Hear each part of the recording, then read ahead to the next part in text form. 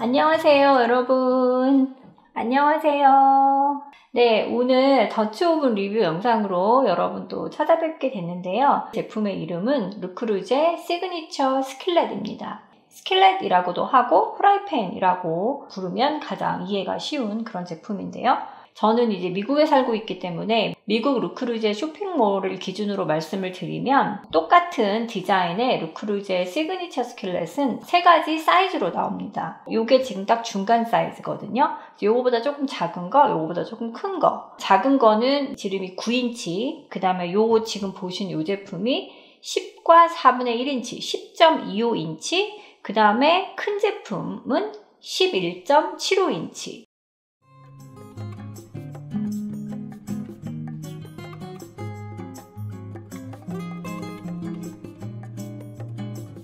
저는 이제 중간 사이즈를 구입을 했는데 요거보다 작은 9인치 스킬렛은 이제 요리를 간단하게 뭐 에그 인 헬이라든가 이런 요리들 있잖아요. 그런 요리들 바로 이렇게 테이블에 서빙해서 2, 3인 정도 먹는 그런 테이블 세팅에 너무 예쁠 것 같고요. 이 제품은 바로 서빙해서 먹기에는 약간 큰데요. 뭐 예를 들어 파이 같은 거를 여기다 구웠다거나 후식이나 브런치 메뉴로 이렇게 오븐에서 구울 수 있는 빵과 오믈렛의 뭐 중간쯤 그런 요리들은 또 이대로 해도 좋은데 이제 테이블 세팅에 예쁜 거는 조금 작은 사이즈가 예쁠 것 같아요. 테이블에 놓고 먹을 때는 좋은데 달걀 2개 후라이 하기도 조금 이게 닿지 않게 하기에는 좀 좁을 만큼 지름이 그렇게 크지 않아서 활용도 면에서는 좀 아쉽지 않을까. 이것도 사실 그렇게 크진 않아요.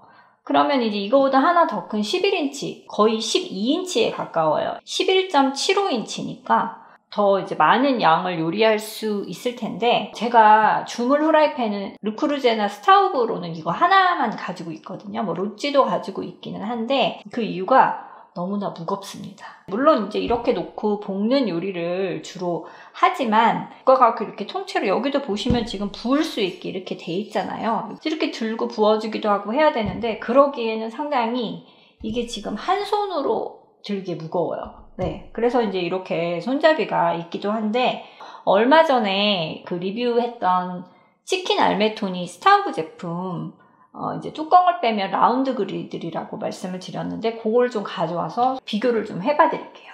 디자인이 좀 완전 다르긴 하지만 프라이팬에 지름만 놓고 본다고 하면 이게 지금 30cm거든요. 이거는 제가 아까 10.25인치라고 말씀을 드렸는데 26cm입니다. 네, 바닥이 좀 더러운데 이따가 컬러 이야기하면서 좀 더 말씀을 드릴게요. 보시면 이 바닥 면적은 디자인이 다르다 보니까 이게 훨씬 넓죠. 30, 26.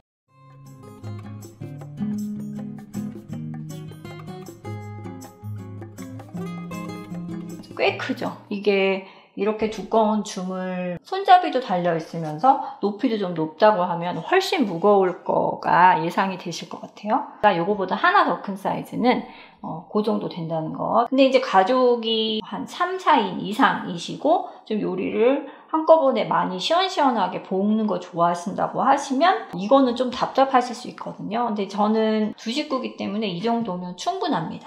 주물 후라이팬 하나 정도 있으면 좋겠다 하시면 제가 지금 말씀드린 내용들을 참고하셔서 제일 작은 거, 중간 거, 이거보다 더 큰 거 이 정도 생각하시면 될 것 같아요. 다음에 이제 컬러에 대한 얘기를 좀 할 텐데 이 컬러는 시솔트 컬러입니다.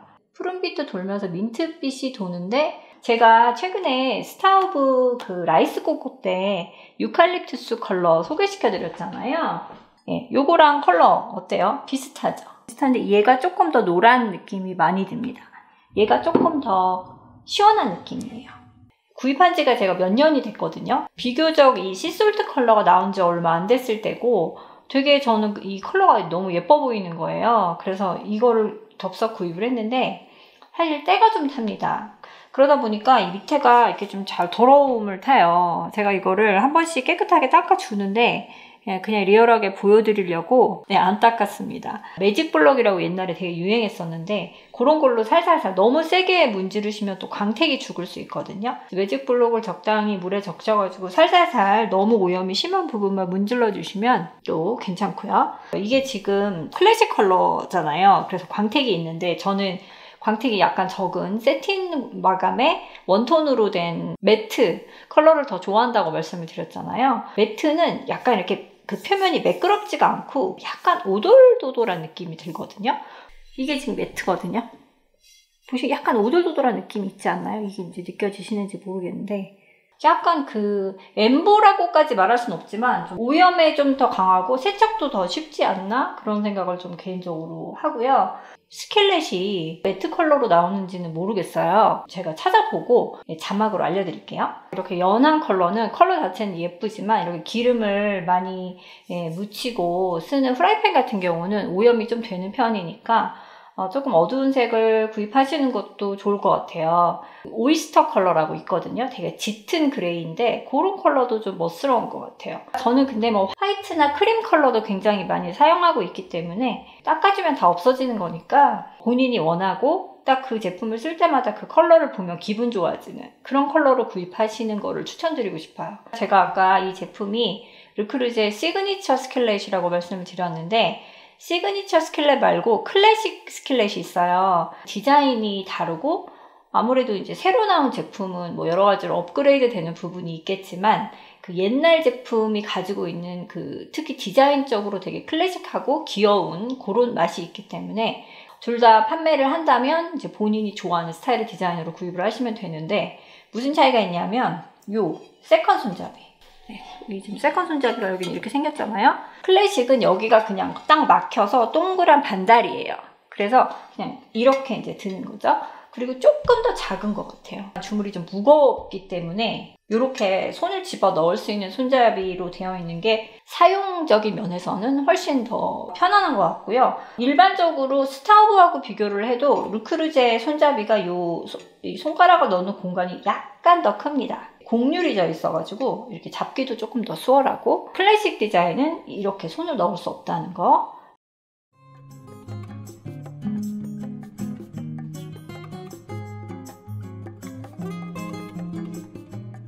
네 번째로 말씀드릴 것은 시즈닝에 대한 이야기입니다. 이 르크르제나 스타우브 제품은 시즈닝이 필요 없어요. 여기서 시즈닝이라고 하는 거는 아마시 오일 같은 거를 발라가지고 오븐에 500도까지 올려가지고 1시간씩 90분씩 구워주고 또 자연열로 식혀주는 그러니까 정통 시즈닝을 말씀을 드리는 거거든요. 그런 시즈닝이 필요가 없습니다. 근데 이제 기름을 자주 두르고 사용하는 제품이다 보니까 한 번씩 오일로 얇게 닦아주시는 거는 제품을 오래 사용하는 데 도움이 되는데요.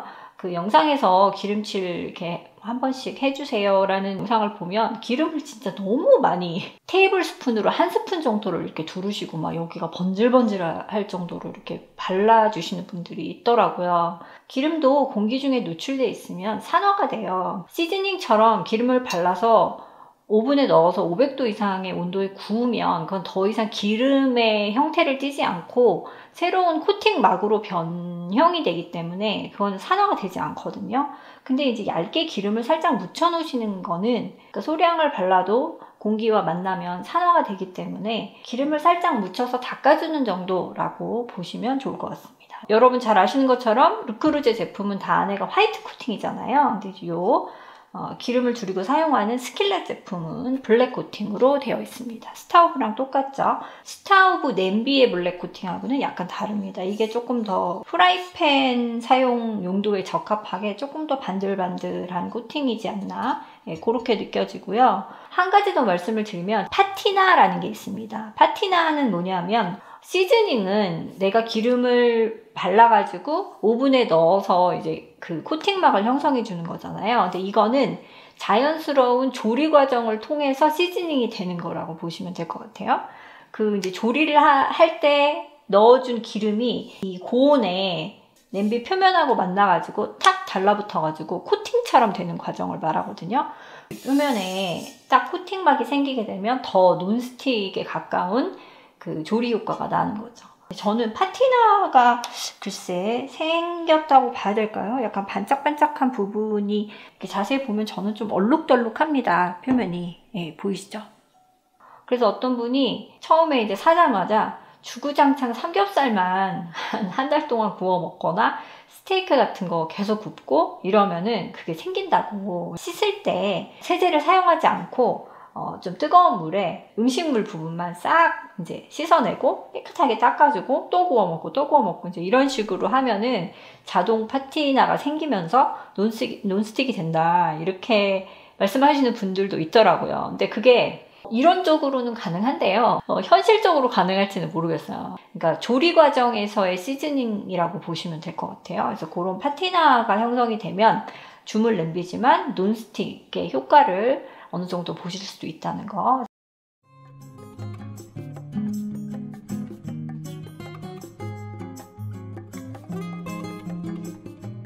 주물 냄비 뭐 설명하고 언박싱하고 이런 소개하는 영상에서 이제 달걀 후라이 하는 거 보여주면서 어떻게 하면 들러붙지 않게 달걀 후라이를 할 수 있나 뭐 이런 설명들 하는 그 영상을 많이 보셨을 것 같아요.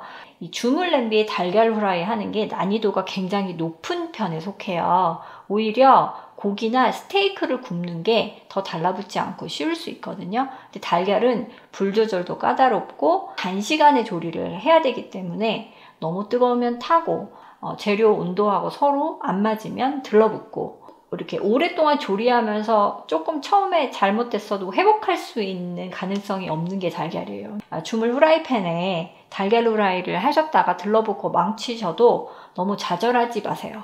원래 어렵습니다. 지금부터 달걀 후라이를 달라붙지 않게 맛있게 할 수 있는 방법, 그리고 필요한 몇 가지 도구를 여러분께 소개를 해드릴 거예요. 사실 저보다 저희 집에 있는 남편이 달걀 요리를 더 잘해요. 저는 국 끓이고 찌개 끓이고 반찬하고 이런 건 되게 잘하는데 달걀 요리를 좀 잘 못하거든요. 특히 후라이를 써니사이드로 싹 한다거나 이런 걸 잘 못하는데 남편이 달걀 요리 하는 거를 보면서 제가 파악한 나름 꿀팁을 여러분께 소개해 드리겠습니다.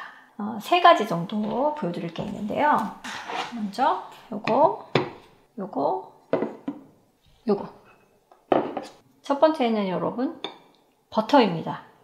오일보다 버터로 달걀 후라이를 하시면 훨씬 덜 달라붙습니다. 두 번째 팁은 달걀을 이런 미리 꺼내 놓을 수 있는 홀더에 꺼내 놓으세요.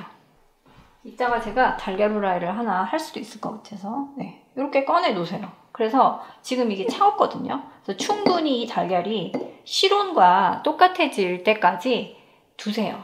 달걀을 냉장고에서 갓 꺼내가지고 탁 깨시면 달라붙을 확률이 굉장히 높아집니다. 그래서 오늘 내가 달걀 후라이를 할 거다 그러면 요리 시작할 때 달걀부터 꺼내 놓으시면 됩니다. 그 다음에 이거는요, 이건 저희 남편이 주로 쓰는 방식인데, 달걀을 깨서 이렇게 후라이팬에 놓을 때 쓰는 꼭 이거가 아니어도 돼요. 조그만 그릇이 있으면 일단 이거를 프라이팬 위에서 어디다가 탁 깨가지고 이렇게 탁 깰 때 노른자가 터질 수도 있고요. 그리고 이제 깨는 과정에 달걀 껍질이 들어갈 수도 있고, 그런데 이런 데다가 미리 넣으시면은 이렇게 내려놓으면 됩니다. 그래서 노른자가 터질 염려도 없고 계란 껍질이 들어갈 이유도 없고, 이렇게 실온에 두셨다가 계란 요리하기 직전에 깨서 여기다 옮긴 다음에 이렇게 하셔도 되고, 아예 처음부터 이걸 깨서 여기다가 놓고 실온에 계속 두셔도 돼요. 이제 불 조절에 관한 거를 조금 말씀을 드리자면, 예상하셨다시피 예열이 필요합니다. 이거는 열이 금방 오르는 애가 아니기 때문에 요리도 약간 리듬이 있고 템포가 있잖아요. 그래서 코팅 후라이팬을 사용하시다가 주물로 넘어오시면 그 기다리는 과정 때문에 본인이 요리하시는 스타일의 리듬이 깨져요. 예열이 충분히 안 되는데 이것도 또 식지 않고 달걀이 들러붙는 거죠. 그래서 예열은 보통 2-3분 정도 하시고요. 기름을 둘렀을 때 물결처럼 쫙 퍼지면 이게 예열이 잘 된 겁니다. 불을 꺼요. 그리고 1분 정도를 기다린 다음에 다시 이제 그때 계란 요리를 하시는 분도 있어요. 기름으로는 그 방식이 괜찮은데요. 버터로는 그 방식을 하면 버터가 다 타버립니다. 저는 어떨 때는 기름을 조금 두르고 버터를 조금 추가하기도 해요. 버터 좀 녹이고 이렇게 해서 섞어서 또 하기도 하고, 지금 말씀드린 그런 것들을 지켜주시면 덜 달라붙게 조리를 하실 수 있고요. 한 가지 더 추가를 하자면 오일을 조금 충분히 둘러주도록 해주시는 거. 그 다음에 하지 말아야 할 것은 미리 막 이렇게 뒤집개로 뒤적뒤적 하지 마시는 거. 조금 충분한 시간을 두시는 거. 영상에서 말씀드린 대로 3분 예열하고 계란 후라이 하는 거를 해보려고 하는데요. 타이머를 3분에 맞춰볼게요. 기름은 처음부터 두르시고 3분 예열을 하셔도 되고요. 저처럼 3분 예열을 한 다음에 기름을 둘러서 쫙 기름이 퍼지면 그때 불을 끄고 1분 후에 다시 켜서 조리를 하셔도 상관이 없습니다. 3분이 지났고요. 기름을 좀 둘러볼게요.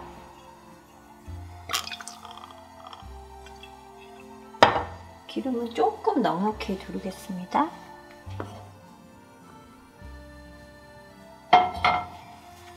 물결처럼 퍼지나요? 그런 것 같죠? 네, 그럼 이제 불을 끄고 1분만 기다릴게요. 네, 달걀은 이렇게 실온에 그냥 두었습니다. 이거 뭐 그릇에 깨서 이렇게 살짝 내려 붓는 그런 방식도 말씀을 드렸는데 간단하게 그냥 바로 깨서 요리를 해보도록 할게요. 1분 지났거든요. 불을 다시 켜고 중약불로 켠 다음에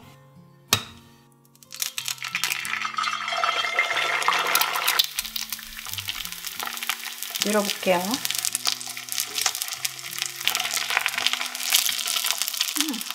이렇게 됐습니다. 굴러다니는 달걀 성공입니다.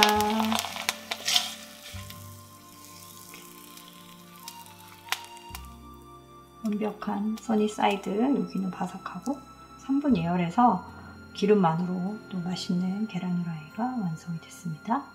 그다음에 또 하나 익히는 방법 중에 이제 여러분 계란 드시는 그 선호도가 있잖아요. 완숙으로 노른자까지 다 익혀서 드시는 분, 반숙, 그다음에 완전 흐르게 써니사이드 업으로 드시는 분도 있고, 저는 개인적으로 노른자가 너무 흐르는 거는 조금 안 좋아하는데 그렇게 해서 이제 그걸 뒤집다가 망하는 경우가 많아요. 그리고 또 요리를 해놨을 때도 조금 덜 예쁘고. 그래서 이제 제가 찾아낸 절충안은 계란이 밑에가 바삭하게 어느 정도 익었어요. 그랬을 때 뒤집지 말고 물을 조금 소량 넣은 다음에 뚜껑을 이렇게 딱 닫아주는 겁니다. 그러면은 이게 수증기가 확 올라오면서 뒤집지 않아도 그 윗표면이 이렇게 뿌옇게 익어요. 저는 그 정도 계란 익힌 거를 제일 좋아하거든요. 네, 속안에는 이렇게 반숙으로 익었어요. 물론 뚜껑을 또 덮고 물을 붓고 하는 게 좀 귀찮으실 수도 있지만 흰자가 이렇게 흐르는 게 별로 안 좋으신 분들은 저처럼 이렇게 드시는 방법도 있으니까 이렇게 이런 식으로 이렇게 찍어서 드시면 맛있죠? 그래서 그때 요 뚜껑을 사용하는데 이게 이제 르크루제 뚜껑이에요. 그래서 요거 사이즈가 딱 맞아요. 이게 제가 FTT 세일일 때 구입을 했는데 저는 요거 큰 것도 있고 작은 것도 있거든요. 근데 이게 손잡이가 동그란 게 더 최근 버전이에요. 이렇게 길쭉한 건 옛날 버전이라서 그때 세일을 좀 많이 했던 것 같은데 모양은 사실 동그란 게 더 예쁘긴 합니다. 디자인적으로도 어울리고. 근데 저는 뭐 크게 상관이 없어가지고 사용하기는 저는 이게 더 편한 것 같아요. 그래서 요걸로 저렴하게 할인할 때 구입했는데 요거 뚜껑 아주 유용합니다. 그리고 뭘 볶는데 볶다가 약간 눌었어요. 그랬을 때 불을 끄고 이런 뚜껑을 닫아요. 그래서 가만히 두면 내가 볶던 재료에서 수분이 이렇게 나오면서 밑에가 수분에 다 흡수가 된다고 할까요? 그래가지고 이렇게 해보면 잘 섞여 있어요.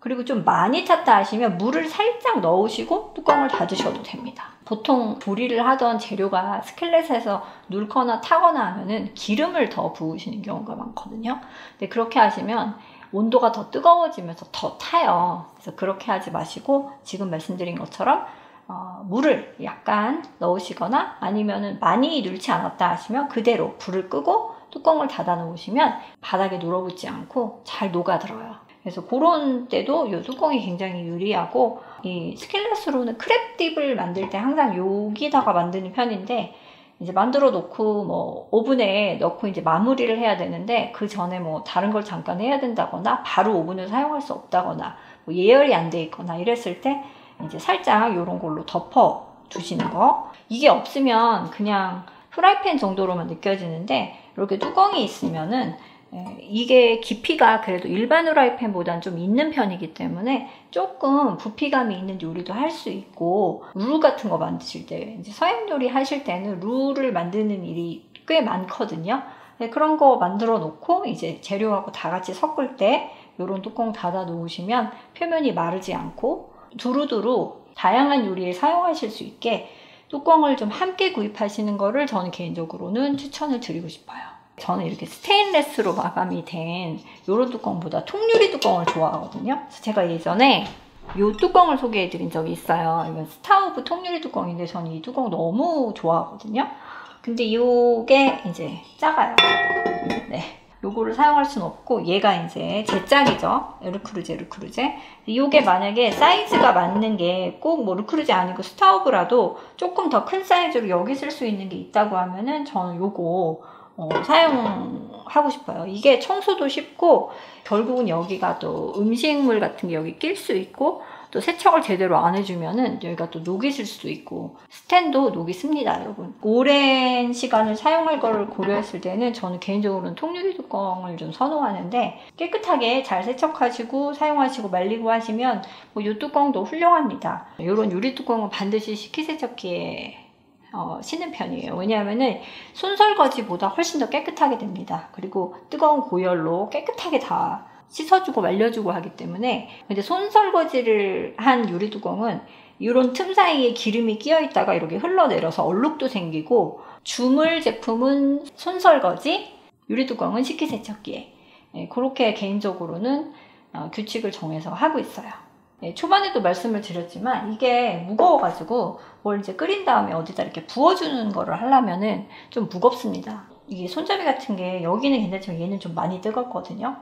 그래서 이제 그렇게 해서 막 이렇게 부어주는 것보다 저는 요거 보통 볶음밥 하는데 많이 쓰시는데 스타우브 제품이거든요. 근데 이거 스타우브 아니어도 요즘에 국산 브랜드로 거의 디자인이 똑같은 제품이 많더라고요.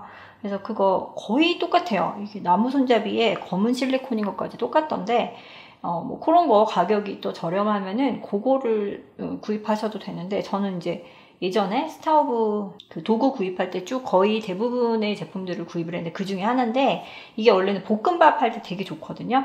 근데 이거 볶음밥 할 때도 좋지만 접시에 서빙할 때도 되게 유용하고요. 껄쭉한 소스나 이런 거를 어디다 이제 옮겨가지고 또 다시 조리를 해야 되거나 할 때 이게 되게 큰 스푼 같은 역할을 해줘요. 이게 너무 또 동그랗게 스푼처럼 생기면 이 바닥까지 깨끗하게 다 이게 집을 수가 없거든요. 그러니까 너무 동그라면. 근데 이거는 적당히 넓적하면서도 여기에 꽤 많은 그 음식들을 얹어서 옮길 수 있기 때문에 저는 이게 볶음밥 하는데도 물론 유용하지만, 그런 오징어 덮밥 같은 거 할 때도 밥 담고 오징어 이렇게 볶아놓은 거 국물이랑 같이 이렇게 밥 위에 얹어줄 때 아주 유용합니다. 이렇게 뭔가 부어줘야 하는데 너무 무거우면 이걸로 웬만큼 다 옮길 수 있어요. 손목이 또 특별히 약하다, 근데 나는 주물 제품을 쓰고 싶다 하실 때는 이런 도구로 옮기고 할 때 사용하시면 되게 유용하실 것 같아요.